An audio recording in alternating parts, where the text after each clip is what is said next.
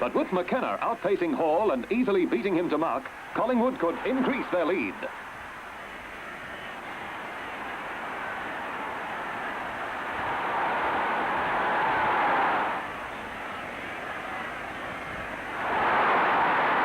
This they do as McKenna kicks his 6th goal. Collingwood move goalwards again, and Richardson handballs to McKenna. A great chance, but his shot is wide for a behind. And at three-quarter time, Collingwood lead by 17 points. Kicking 8 goals to Collingwood's 3 during the quarter, Carlton's pinpoint accuracy takes them within reach of the lead. But they'll need to sustain their third-quarter effort to make up the leeway. Vividly recalling those 2 narrow grand final losses to Melbourne and St Kilda, Rose is realistically aware of Carlton's threat.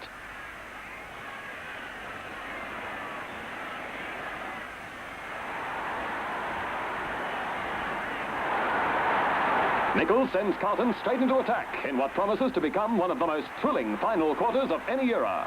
Players rush in, fearlessly seeking possession in the face of bone-shaking defence.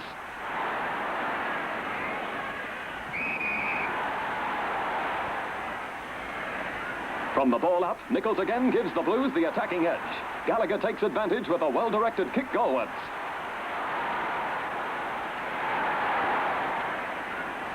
But Hopkins' hurried shot hits the post for a behind.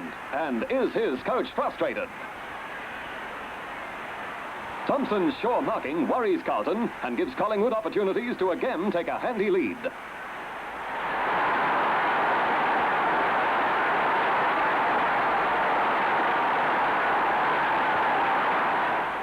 Back comes Carlton.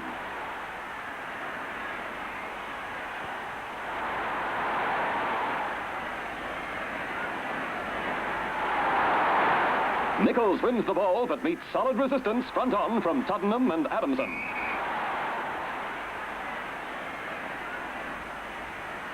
Unperturbed, the tough 16-stoner is paid a free from a fairly easy position.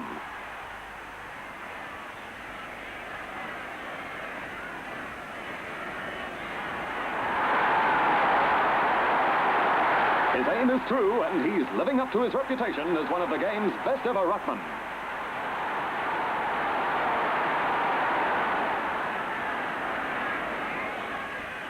From the throw-in, Jenkins wins the hit-out and Clifton dashes in to gain possession.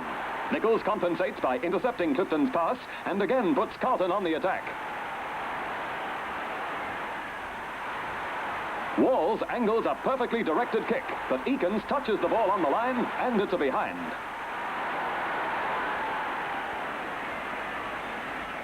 Carlton's accurate passing and Nichols' power are telling factors in the Blues' struggle to make up the deficit.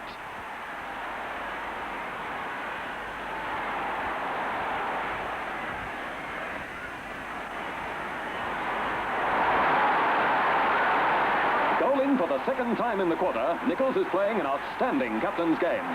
From a few yards outside their goal mouth, Carlton takes play downfield. They appear to have the necessary conditions to sustain a non-stop pace.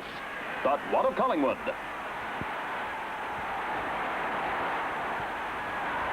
Sidestepping his way past O'Callaghan and Britt, Robertson passes to Hopkins, who's in the clear. Marking his pass in high-flying fashion, Eakins jolts the movement.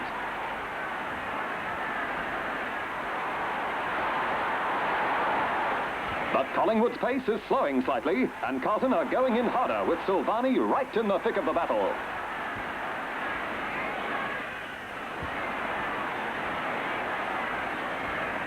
Play continues to fluctuate, and Collingwood regain lost ground to drive the ball forward. There's little between the teams now as Collingwood lift their teamwork to add to their slender lead. Crosswell, a star of the match, and Greening spoil each other, and Collingwood are deprived of a scoring opportunity. In a pulse-tingling match, it's Carlton to play downfield.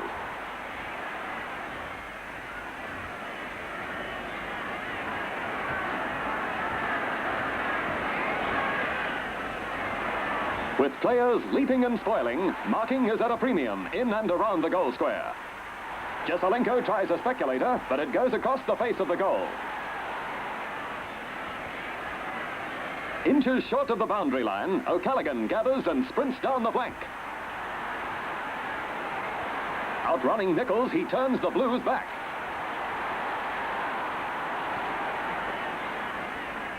Oblivious to everything but the game, Barassi once again comes down from the stand to resume his place on the bench. And with Carlton trailing by 8 points, he's showing the strain. With his first premiership in sight, Rose is a study of agitated concentration. The speedy Jackson breaks away to send a well-judged pass to Hopkins. Pivoting, he guides the ball through for his 4th goal.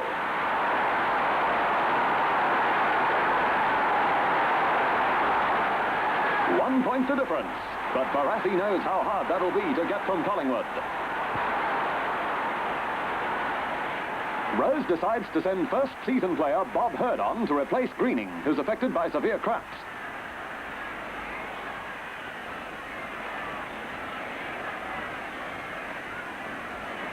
The Magpies will need all their famed fighting spirit now to hold off the Blues. Tottenham clashes with Crosswell, who's paid a free almost in front and about 30 yards out. This could be the goal Carlton has wanted so badly.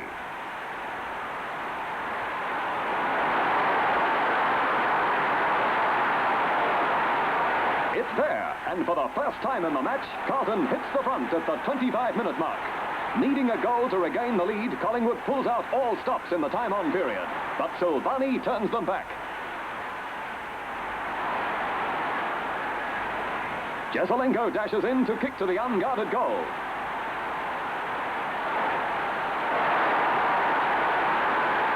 The ball rolls through the centre and Carlton tighten their hold on the flag. But it's not over yet. Dunn has a chance. His shot is wide and it's a behind. An unfortunate miss.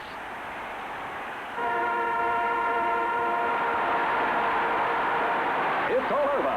And Carlton wins one of the VFL's most memorable grand finals by 10 points, 17-9-111 to Collingwood's 14-17-101. Carlton takes the flag for the 10th time in a game which produces the ultimate in Australian football. Sheer determination and all-round brilliance in the final 2 quarters takes Carlton to the premiership.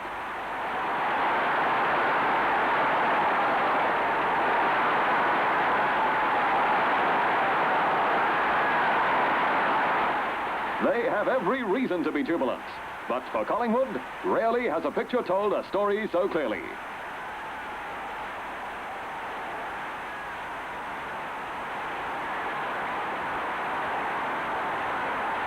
Today completes an unenviable hat-trick of grand final losses for Bob Rose over a 7-year period. John Nichols proudly displays the VFL Premiership Cup, which Carlton win for the 2nd time in 3 years.